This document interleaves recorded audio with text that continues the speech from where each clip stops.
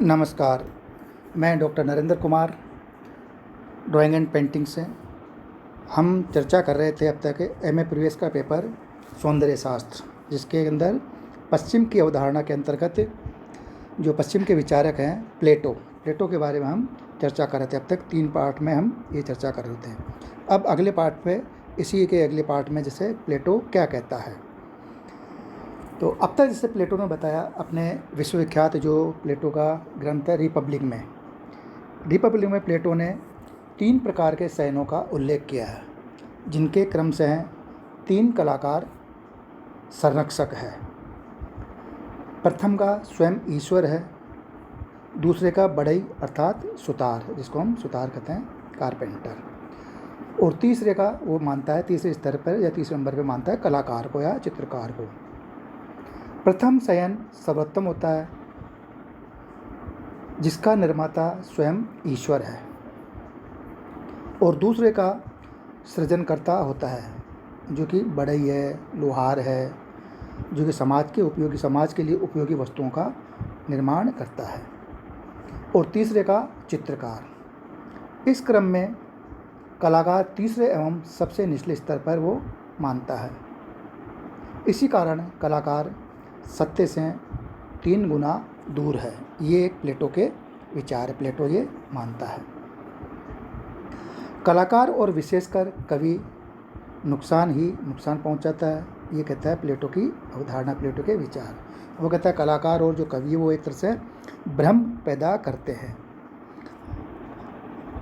अब इसी क्रम में जैसे प्लेटो अपने आदर्श लोक में उसे घुसने नहीं देता, क्योंकि वह कहता है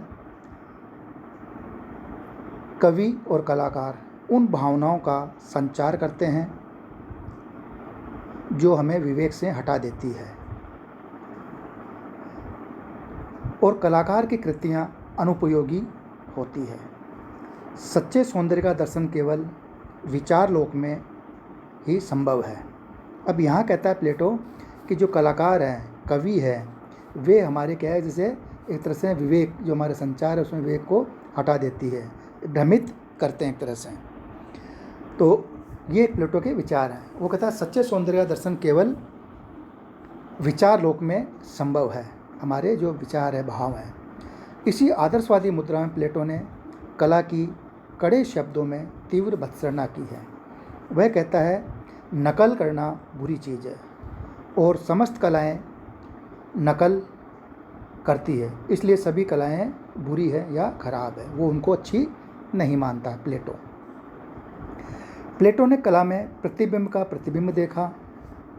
कला छल, कपट, दंभ और धोखा है, सत्य नहीं, इसीलिए वह बुरी है।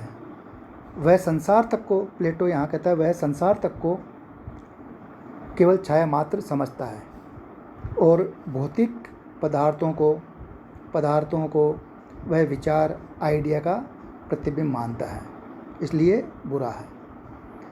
पदार्थ में कोई गुण नहीं होता, केवल विचारों के संपर्क में आने से वह सुंदर प्रतीत होने लगता है, ये प्लेटो कहता है। तो कहता है जैसे प्लेटो ने कला में प्रतिबिंब का प्रतिबिंब देखा, कला छल है, कपट है, धोखा है, दंभ है, सत्य नहीं है, इसलिए वह बुरी है। और भौतिक जो पदार्थ हैं वह विचार है, आइडिया का प्रतिबिंब मानता है, इसलिए वह बुरा है। वो कहता है पदार्थों में कोई गुण नहीं होता, केवल विचारों के संपर्क में आने से वह सुंदर प्रतीत होने लगता है। प्लेटो ने अपने ग्रंथ रिपब्लिक के 10वें अध्याय में चित्रकला को प्रतीत का अनुकरण कहा है, और उसके कौशल का मापदंड दर्पण तुल्य प्रतिबिंब माना है। यानी कि वो कहता है कला वो क्या है कि जो प्रतिबिंब है या जो सामने दिख रहा है उसका अनुकरण है। दर्पण तुल्य किसी चीज़ को देख के बनाया तो वो एक तरह से उसकी वो अनुकृति है, प्रतिबिंब है, जो सहज ही सत्य वस्तु का धोखा दे सके। ये एक तरह से प्लेटो का विचार है। अब दर्शक पल भर के लिए ये समझ बैठी कि वह सत्य वस्तु का प्रत्यक्ष दर्शन कर रहा है, छाया का नहीं। प्लेटो के इस अनुकरणात्मक प्रवृत्ति की भत्सना की है। जैसा हम ऊपर कह चुके हैं, किंतु उसमें साथ ही प्रेरित कला की भी भूरी भूरी उसने प्रशंसा की है। अब यहाँ कहता है प्लेटो कि जो प्रेरित कला जो हमें प्रेरणा दे, जैसा, किंतु उसमें साथ ही प्रेरित कला की भूरी भूरी प्रशंसा की, जबकि वो कहता है कि जब कलाकार देवी प्रेरणा से, मतलब ईश्वरीय प्रेरणा से उत्प्रेरित हो और भावों में खोया हुआ हो या मन वाला हो जाता है और उससे उत्प्रेरित हो, पवित्र कलाकार सृजन करने लगता है।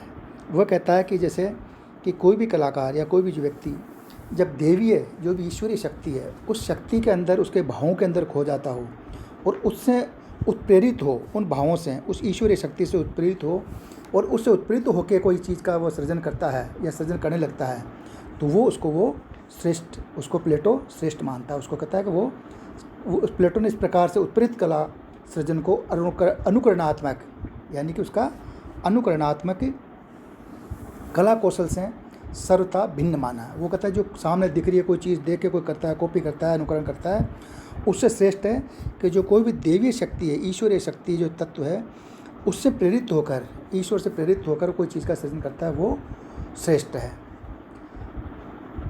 अपने इन अर्थों में प्लेटो ने कला का मर्म आंतरिक प्रेरणा माना है। यहाँ कहता है प्लेटो कि इन अर्थों में प्लेटो ने जो कला का जो आंतरिक है, कला का आंतरिक मर्म, आंतरिक गुण है, वो श्रेष्ठ है, प्रेरणा उसको माना है। ऐसा कलाकार केवल नकलची नहीं होता बल्कि प्रेरक होता है, यानी कि वो किसी प्रेरणा से उत्प्रेरित हो रहा है ईश्वरीय शक्ति से और उसका वो सृजन कर रहा है, उसका वो दे रहा मैसेज, तो वो एक श्रेष्ठ और वो प्रेरक होता है। अब आगे वो कहता है कि सच्चे सौंदर्य का निवास मानव के अंतःकरण में होता है। यहाँ कहता है प्लेटो कि जो सच्चा सौंदर्य है वो सच्चे सौंदर्य का निवास मानव के अंतःकरण में होता है और वहीं से जब उसे प्रेरणा मिलती है तभी कलाकार सच्ची कला का सृजन कर पाता है, अन्यथा नहीं। देवी प्रेरणा के बिना केवल कौशल मात्र से ही यदि कोई कलाकार बनना चाहता है तो उसे शर्मिंदा होना पड़ेगा। अब यहाँ कहता है प्लेटो कि जो देवी प्रेरणा है, जो ईश्वरीय शक्ति है या जो भी है, उससे अटैच होकर या उससे भावनात्मक अटैच होकर या उसके द्वारा जो प्रेरित विचार हैं उसका जो सृजन करता है वो कला है। उसके बिना अगर मान लो कोई देवी प्रेरणा या ईश्वरी की प्रेरणा के बिना अगर कोई कार्य करता है या कोई स्किल्स हैं कार्य करता है तो उसको शर्मिंदा होना पड़ेगा। ये एक प्लेटो के अपने विचार हैं। प्लेटो अपने मत को और स्पष्ट करते हुए कहता है कि सौंदर्य से मेरा अभिप्राय पशुओं की आकृतियों या चित्रों से नहीं है। मेरा अभिप्राय सीधी रेखा, वृत्त और तलों से हैं, ठोस आकृतियों से हैं जो न केवल संग के कारण सुंदर लगती है बल्कि वे अपने आप में अनंत और पूर्णतम सौंदर्य की प्रतीक होती है। अब यहाँ पे कहता है प्लेटो की कला के रूप में कि जिससे मान लो वो कहता है कि पशुओं की आकृतियाँ या चित्रों से मेरा अभिप्राय नहीं है।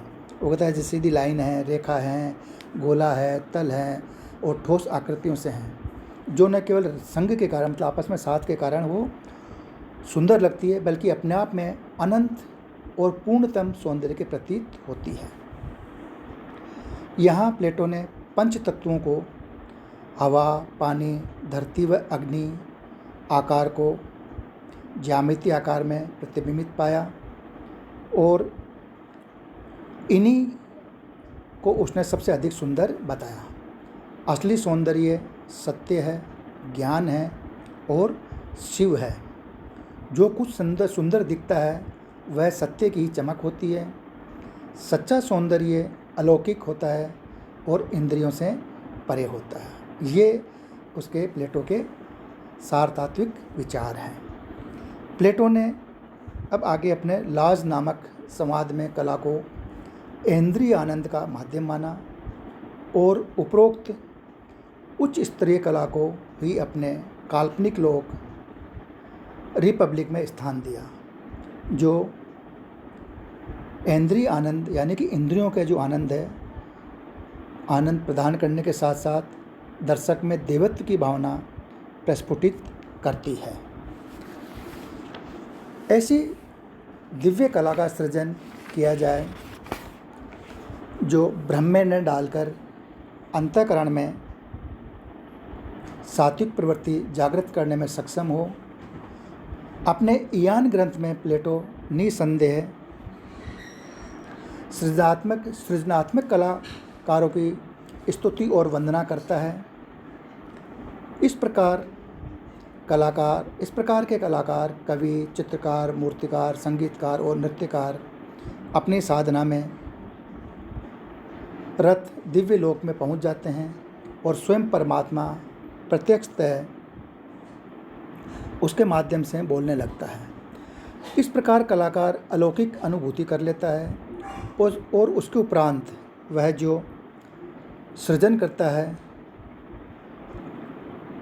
वह उसकी सच्ची कलाकृति होती है और अलौकिक कला ही सच्ची कला है। अपने दूसरे ग्रंथ, एक अलग ग्रंथ में सिम्पोजियम में प्लेटो ने कला को देवी मतवालेपन की संज्ञा दी है। इसमें प्लेटो दिव्य अनुभूतियों का उल्लेख करता है और कला को तीसरे प्रकार की अनुभूतियों में रखता है। देवी अनुभूति को मानव के लिए वरदान माना है। उसे जड़ता से उठाकर चैतन्य में ले जाने वाला वरदान बतलाया है। इसी आधार पर उसने दर्शन शास्त्र को कला से श्रेष्ठतर माना है और सत्यम शिवम सुंदरम में साम्य पाया है। इसी देवी मतवालेपन को परमात्मानंद की अनुभूति का मार्ग कहा है। इस प्रकार ये प्लेटो के सौंदर्यात्मक विचार हमने आप लोगों को बताया। प्लेटो के सौंदर्य के बारे में क्या उसके विचार है, कहाँ कहाँ वो अपने किस तरह से विचारों को प्रकट करता है। धन्यवाद। अब आगे से हम अगले में नए उसमें चर्चा करेंगे। धन्यवाद।